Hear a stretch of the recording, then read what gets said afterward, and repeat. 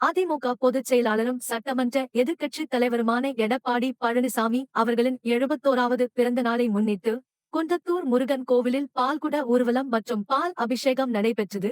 இந்நிகழ்ச்சியில் 1000த்திற்கும் மேற்பட்ட பெண்கள் பால்குடம் சுமந்து ஊர்வலமாக சென்று பின்னர் அபிஷேகம் செய்தனர். காஞ்சிபுரம் மாவட்டம் குன்றத்தூர் ஒன்றிய கழகம் சார்பில் முன்னாள் சட்டமன்ற உறுப்பினரும் ஒன்றியச் செயலாளருமான மதனந்தபுரம் கே. பழனி தலைமையில் நடைபெற்றது.